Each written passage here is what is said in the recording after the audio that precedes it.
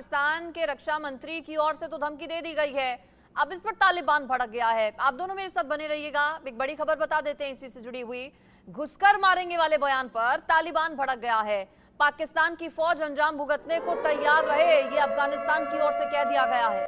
अफगानिस्तान के क्षेत्र में हमला किया तो फिर खैर नहीं, कार्रवाई प्रत्यक्ष या अप्रत्यक्ष हो, परिणाम गंभीर होंगे। पाकिस्तान के रक्षा मंत्री ने दरअसल अफगानिस्तान में हमले की बात कही थी। पाकिस्तान के रक्षा मंत्री की ओर से कहा गया था कि अफगानिस्तान में घुसकर टीटीपी का खात्मा हम करेंगे, अफगानिस्तान में हमले करेंगे, और इस बयान से तालिबान भड़क गया है। पाकिस्तान को अंजाम भुगतने की धमकी दी गई है।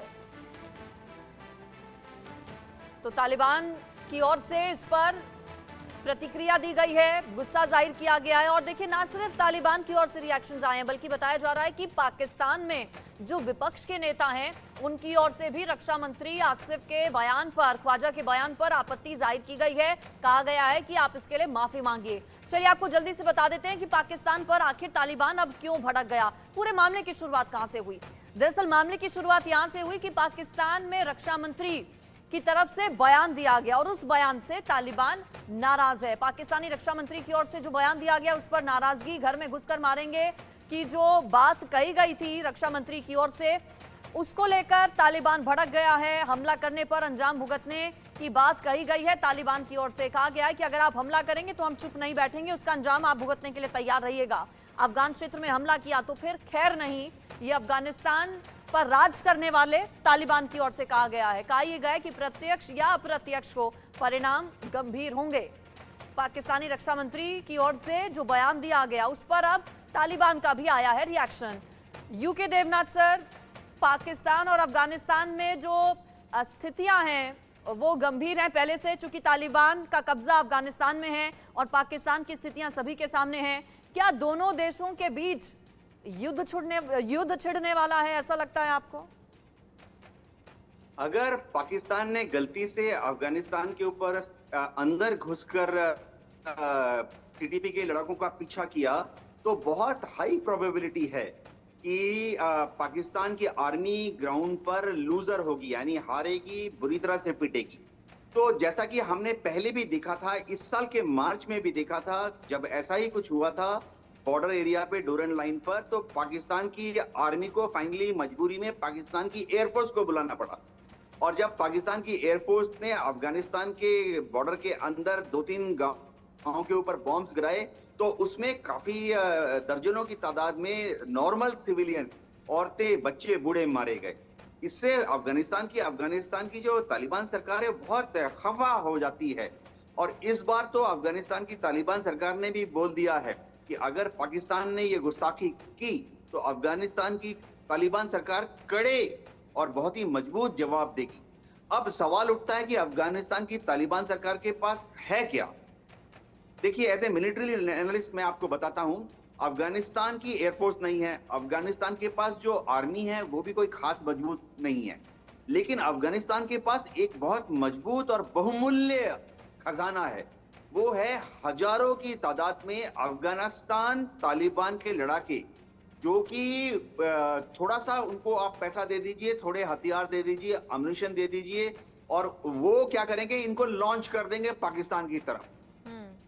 ये जो तालिबान के लड़ाके हैं, ये कंधार में बैठे हैं, खैबर पख्तूनख्वा के ट्राइबल एरिया में बैठे हैं, बेरोजगार हैं। इनको अगर आप दिन का 1000 रुपया भी दे देंगे, ये पाकिस्तान में घुसकर वहां पर तांडव मचाएंगे। और फिर पाकिस्तान की सरकार के पास, पाकिस्तान की आर्मी के पास, ना रेंजर्स के पास या फ्रंटियर जो कांस्टेबलरी है उनके पास इनका कोई तोड़ है, कोई जवाब है। जी मेजर मोहम्मद अली शाह जी, क्या आपको लगता है कि किसी तरह के चीन के प्रेशर में, चीन के दबाव में जो पाकिस्तान है वो अफगानिस्तान पर हमला करने की मंशा बना रहा है? क्या चीन का भी कोई रोल आपको नजर आता है? क्या पाकिस्तान चीन के दबाव में ये जोखिम उठाने की सोच रहा है? जी, पाकिस्तान तो हमेशा चीन के दबाव में रहता है, बल्कि सन 2015-16 से लगा ली, जब चीन की इन्वेस्टमेंट CPEC है ना, पाकिस्तान इकोनॉमिक कॉरिडोर में, और तेज हुई, तो पाकिस्तान उनके दबाव में बिल्कुल है। लेकिन ये लगता नहीं कि पाकिस्तान के अंदर वो बात है, वो दम है, वो दमखम है कि वो अफगानिस्तान के घर के अंदर घुस के मारेंगे, ये बस बयानबाजी कर दें।